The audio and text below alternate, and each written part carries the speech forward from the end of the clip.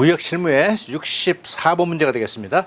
자, 운송계약의 당사자인 운송인은 용선자가 아니라 선주 또는 선박 임차인이고 선화증권의 효력이 선화증권 소지인과 선주 간에만 미치므로 운송 중 화물의 손해에 대해 용선자는 아무런 책임도 부담하지 않는다는 취지의 조항은 무엇인가 묻고 있는데 말이 되게 어려워요. 그죠?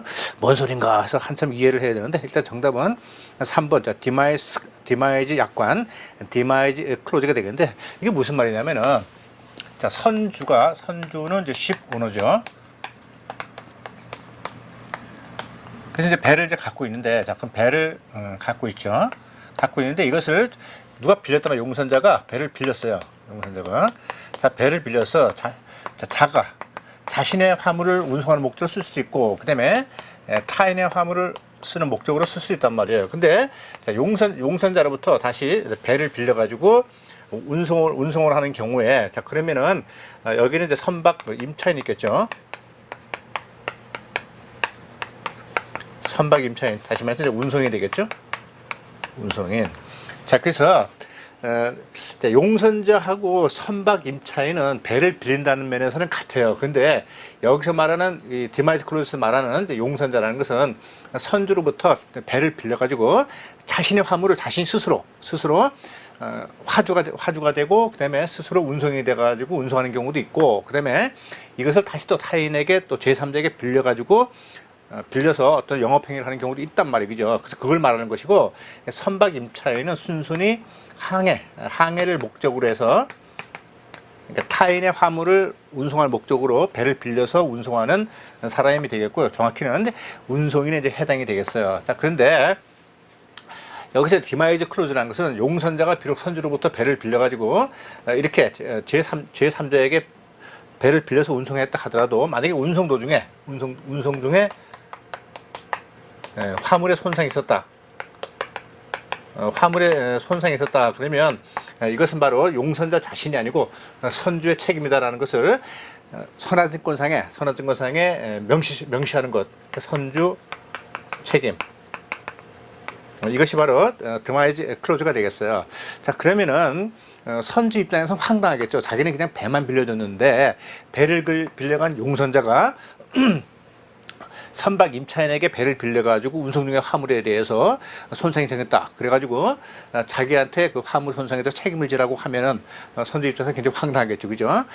그래서 선주 입장에서 이걸 또 받아들일 수 없고요. 그래서 이 약관이 모든 것에 다 통용되는 것은 아니고 해상운송의 큰 줄기는 영국 그리고 이제 미국이 이제 주도를 하고 있죠. 그래서 이 디마이즈 클로즈에 대해서 전적으로 다 인정하는 것은 아니고 영국 같은 경우에는 어느 정도 일부분에 대해서 선주의 책임을 인정하고 그러나 미국 해운법에서는 이러한 디마이즈 클로즈를 전혀 인정을 하고 있지 않다. 이렇게 이제 알고 계시면 되겠네요. 깊이 들어갈 내용은 아니고요. 그냥 그 정도만 알아두시면 되겠고 그다음에 지금 64번 문제 같은 경우는 무역영어 7뿐만 아니라 국제무역사에서 한 번씩 출제가 되는 문제예요. 심심하면 한 번씩 나오게 되는데 그냥 깊이 들어가지 마시고 제가 지금 여기에 화면에 띄워놓은 요 정의를 가지고 요 히말라얀 클로즈라든지 제이슨 클로즈라든지 이런 것의 정의가 무엇인지만 딱 알고 계시면 되겠어요. 다시 말씀드리지만 깊이 들어가지 마시고 깊이 들어가려면 대학원 가서 연구할 때 하십시오. 자, 그 다음에 65번. 자, 무역보험에서 보험계약자나 피보험자에 의한 보험사고의 역선택을 방지하기 위한 내용이 아닌 것은 이렇게 되어 있어요. 자, 보통 이제 보험계약을 체결하거나 이제 피보험자 같은 경우에는 자신의 화물이 어떤 경우가 있다 하더라도 거의 손상을 입을 가능성이 없다라고 판단되는 경우에 굳이 비싼 보험료를 내면서 보험계약을 체결할 필요성을 이제 못 느끼게 되겠죠. 자, 그러나 어떤 파손되기 쉬운 화물이라든지 손상되기 쉬운 화물 같은 경우에는 보험계약을 체결하려고 할 거란 말이에요. 자, 그래서 보험자 입장에서 봤을 때는 이 보험계약자가 사고가 아주 일어날 개연성이 농후한 그런 화물만 계속해서 보험계약을 체결하게 되면 그로 인해서 손해가 발생하게 되면 보험자가 계속 보상을 해줘야 되기 때문에 보험자가 상당히 불리한 위치에 있을 수 있겠죠. 자, 그래서 보험자 입장에서는 보험계약자가 어떻게 손상이 일어날 수 있는 그런 화물만 골라가지고 보험계약을 체결하는 것을 이제 막기 위한 여러 가지 조치를 취하게 되는데, 그것이 바로 역선택을 방지하기 위한 조치다, 이렇게 이해하시면 되겠고요.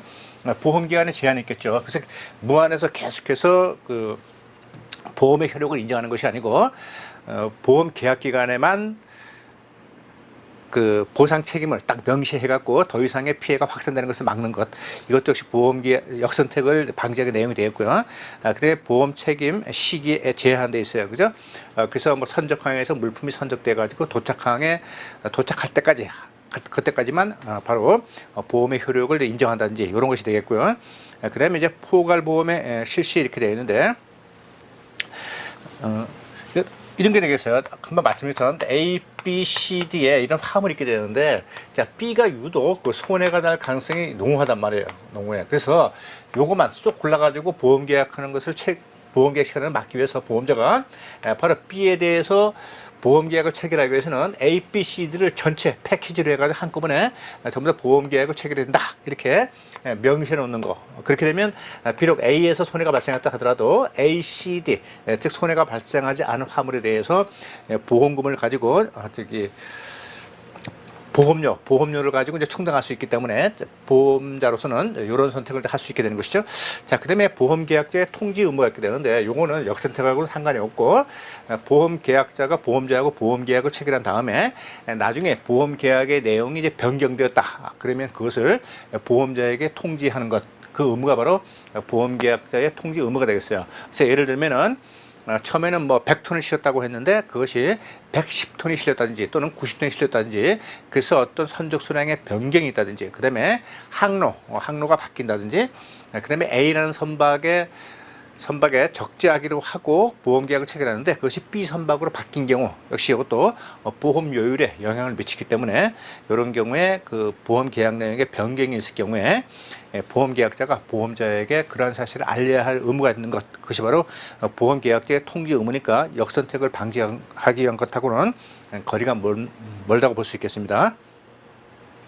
자, 66번 무역금융 융자 대상이 되지 않는 것은 되는데, 자, 일단 무역금융의 융자 대상이라는 정의를 한번 보게 되면, 자, 우리나라 같은 경우는 이제 수출 드라이브를 굉장히 정부에서 강력히 이제 시행을 하고 있기 때문에 수출을 많이 하는 그런 업체에 대해서는 이제 많은 그 정부에서 혜택을 주고 있는데, 가장 큰 혜택이 바로 뭐냐면 물품을 제조 생산함에 있어서 필요한 돈, 즉 금융이 되겠죠. 그러한 그 금융에 있어서 필요한 돈을 쓸 수 있게끔 바로 금융기관, 은행을 통해서 자금을 지원을 해주고 있게 되는데, 자, 그럼 기업체 입장에서는 일종의 이제 대출하는 것이죠. 대출을 해가지고 생산 활동에 그 비용을 이제 투입을 하게 되는데, 이랬을 경우에 가장 부담이 되는 것이 바로 이자가 되겠죠. 이자. 그래서 일반 뭐 부동산 투기를 한다든지 일반 시민이 대출한다든지 그랬을 경우에는 이제 금리가 좀 높지만은, 이렇게 생산 활동을 위해서 은행으로부터 대출을 해가는 돈은 정부에서 따로 그 기금을 마련해서 기업체 에게 어떤 그 혜택을 주기 위해서 운용하는 거기 때문에 그 금리가 되게 낮죠. 그래서 일반적인 뭐 시민들이 쓰는 금리가 만약에 5%다. 그러면 기업체가 쓰는 이런 무역금융 같은 경우에는 뭐 3%, 2% 해가지고 낮은 금리를 이제 적용함으로써 기업체가 이런 이자의 부담 없이 생산 활동에 전념을 해서 수출을 촉진시킬 수 있도록 지원해 주는 것이 바로 무역금융이 되겠어요. 그러니까 무역금융의 융자 대상이 되기 위해서는, 자, 일단 수출을 촉진하는 행위가 되어야 되겠고, 그 수출 촉진 행위를 하게 됨으로써 얻어진 것이 뭐예요? 바로 국내에서 관련 산업을 발전시키고, 관련 산업이 발전되게 되면 많은 또 인력의 또 고용이 일어나게 되겠죠. 그러니까 우리 국내의 어떤 산업 발전에 기여한다고 판단되는 경우에 바로 무역금융의 융자 대상이 되는 것이고, 그렇지 않을 경우에는 융자 대상이 될 수 없는 것이죠. 자, 그럼 DADP 방식의 물품 수출을 돼 있어요. 결제 방식과 상관없이 국내에서 제조 생산돼서 수출하는 경우에 다 해당이 되는 겁니다. 자, 그러면 중개무역 방식은 물품 수출을 되는데 이건 안 되죠. 왜냐하면은, 자, 한국에 중개무역자가 있고, 그다음에 중국이 있고, 그다음에 일본이 있는 경우, 자, 그러면 한국 업체가 중간에 중개를 해가지고 중국에서 생산한 물품을 일본으로 수출을 하고, 그러면 서류상으로 봤을 때 중국에서, 자, 만 원에 수입을 해가지고, 그다음에 일본에다가 자, 12,000원에 팔았단 말이죠. 그러면 2,000원의 수익은 나지만 이것은 어디까지나 중국에서 일본으로 가는 수출 거래에서 생긴 것이지 한국에서 제조 생산에서 생긴 이 부가이익이 아니죠. 만약에 이 부가이익이 한국에서 생겼다면 이로 인해서 관련 산업도 많이 이제 발달이 되고 그다음에 그로 인한 고용의 또 촉진도 이루어지게 되니까 국내 산업 발전에 기여한 공이 크죠. 그래서 이런 경우에는 바로 무역금리 융자되게 되지만은 이런 경우에는 원래 수출국이 중국에서 일본으로 가기 때문에 이 국내의 산업 발전에 기여하는 공이 거의 없단 말이죠. 그래서 이랬을 경우에는 바로 무역금융의 융자 대상이 될 수 없는 것이죠. 그다음에 3번, 4번 다 마찬가지입니다. 결제 방식과 상관없이 다 전부 다 국내에서 제조 가공이 이루어졌다면 그렇게 수출이 됐다면 무역금융 융자 대상이 되는 것이고 그 다음에 직접 자기가 수출을 하지 않고 자기가 국내에서 생산한 부품 그것을 다른 업체 국내의 다른 업체에게 국내에서 그것을 공급을 하고 그 업체가 수출 물품에 자신이 공급받은 물품을 결합을 해가지고 수출을 했다면 내가 직접적으로 해외 수출하진 않았지만 내가 공급한 물품이 해외로 수출됐기 때문에 결국은 자신이 수출한 것과 같다. 논리가 성립되겠죠. 그래서 구매 확인서에 의한 수출용 원재료의 국내 공급도 전부 다 또 수출 시적이 되는 것이고 따라서 이것도 무역금융의 융자 대상이 되는 것이죠. 자, 67번 다음 내용 중 옳지 않은 것은 묻고 있는데 자, 신용장에서 인보이스를 요구하는 경우에 퍼포먼 인보이스는 수리되지 않는다. 그래서 자, 이거는 맞습니다. 퍼포먼 인보이스뿐만 아니라 프로비저널 인보이스 이것 역시 신용장에서는 인정이 되지 않고 있죠. 왜냐면 퍼포먼 인보이스는 견적 송장이잖아요, 그죠? 그 다음에 프로비저널도 임시예요. 그러니까 바로 가격이 확정되지 않은 청구 금액이란 말이에요. 그래서 이런 경우에는 신용장에서 사용될 수 없는 송장이 되겠어요.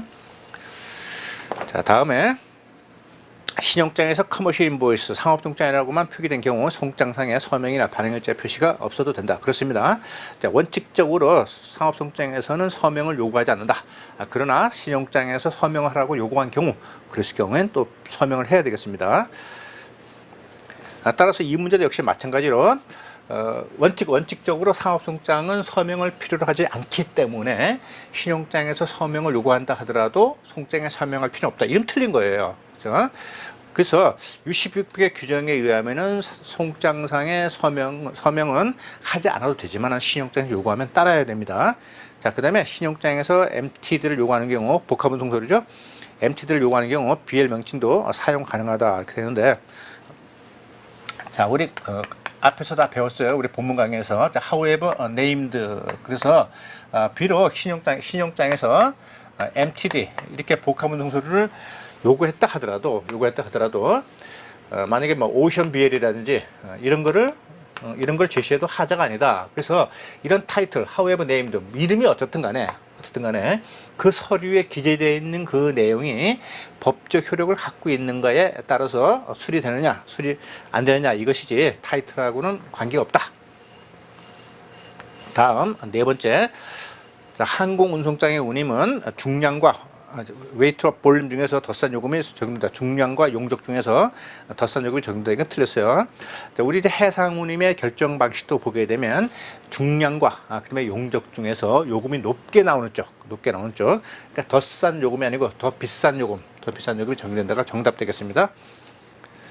다음 68번 국제식물보호협약에 따라 수입물품의 포장재가 목재인 경우 수입국의 식물자원 보호를 위하여 훈중 처리하도록 요구하고 신용장상에 이를 증명하는 신고서를 별도로 요구하는 경우가 있는데 이때 요구되는 증명서는 이렇게 있어요. 자, 그래서 정답은 3번 Certificate of Fumigation 되겠는데 훈증이라 훈증. 연기로 확 쏘여가지고 소독한 걸 말하게 되는데 우리 이제 엔진 같은 거라든지 기계 부품 이런 것을 이제 수입을 할 때 또는 농산물을 수입할 때 보면은 여기에 지금 우둔돼 있죠. 이렇게 목재로 이제 포장돼 있단 말이에요. 그래서 이랬을 경우에 그 수출지에 있는 뭐 곤충이라든지 이런 것들에 이런 것도 숨어서 온다든지 뭐 거기 알 같은 거 그런 게 묻어와 갖고 한국에 이게 들어오게 되면 한국의 자연 환경을 동식물계를 이제 교란시키고 파괴하는 경우가 있죠, 그죠? 우리나라의 그 소나무 대선축 같은 경우가 이제 대표적인 게 되겠죠. 그래서 여러분들 이제 뭐 고속도로 주변이라든지 국도 주변이라든지 뭐 근처에 산에 이렇게 보시게 되면은 그 녹색 비닐로 이렇게 씌워진 거 봤을 거예요, 그죠? 이게 바로 이제 소나무 무덤인데 바로 소나무 대선충에 걸린 소나무가 이제 확산되지 않도록 그걸 잘라가지고 더 이상 가지 않게 잘라가지고 비늘 이렇게 씌워놓은 것이죠. 자, 그래서 이런 것을 막기 위해서 이렇게 목재로 포장된 경우에는 반드시 훈증, 즉 소독된 표시가 돼야지만 이제 통관이 되는데, 그때 요구된 증명서가 바로 훈증 증명서가 되겠어요. 그래서 우리나라가 이제 외래 곤충이라든지 이런 거에 대해서 피해를 입을 것 같지만 우리나라에서 기생하는 이러한 그 동식물, 곤충 이런 것들도 해외에 나가가지고 피해를 입히는 경우도 되게 많아요. 그래서 우리나라 그 가물치 같은 경우가 이제 미국으로 건너가가지고 미국의 그 하천에 사는 그 물고기들을 막 작살을 내는 그런 경우가 있는 것을 제가 보도를 통해서 이제 본 적이 있어요. 자, 그래서 요 이제 목재 표시 같은 경우에는 우리 보게 되면 뭐 이렇게 생겼어요. 이렇게 딱 세가지고 이제 표시가 딱 돼가지고 IPPC 그래서 국제식물보호협회에 따라서 뭐 훈증했다 그래가지고 뭐 기업체 마크가 들어가고 이렇게 훈증 표시가 딱 있게 되죠. 자, 그래서 이런 시험 문제를 대할 때는 푸미게이션, 훈중 나 이거 안 배웠어. 그래서 뭐 안 배운 게 나왔네, 뭐 책에 없는 게 나왔네, 이런 소리를 하시는 분이 계시는데, 그런 분들은 바로 너무 이제 생각이 짧아서 그래요. 짧아서. 왜냐하면 지금 서티피케이트 오리진에서 이것은 원사 증명서를 알잖아요, 그죠? 그다음에 쿼런타인 이건 검증 증명서고, 그다음에 이거는 검사 증명서도 다 알잖아요, 그죠? 그럼 1, 2, 4번은 다 알기 때문에 푸미게이션이라는 말을 몰라도 3번이 정답이구나 하는 것을 바로 알 수 있잖아요, 그죠? 그래서 모든 것을 다 알아야지만 문제를 푸는 것은 아니고, 다른 것을 알므로써 모르는 것을 또 맞출 수 있단 말이에요, 그죠? 그러니까 안 배운 거 나왔다, 그냥 처음 보는 거다 이런 소리 하면 안 됩니다. 그래서 못 풀었다 그러면 안 됩니다.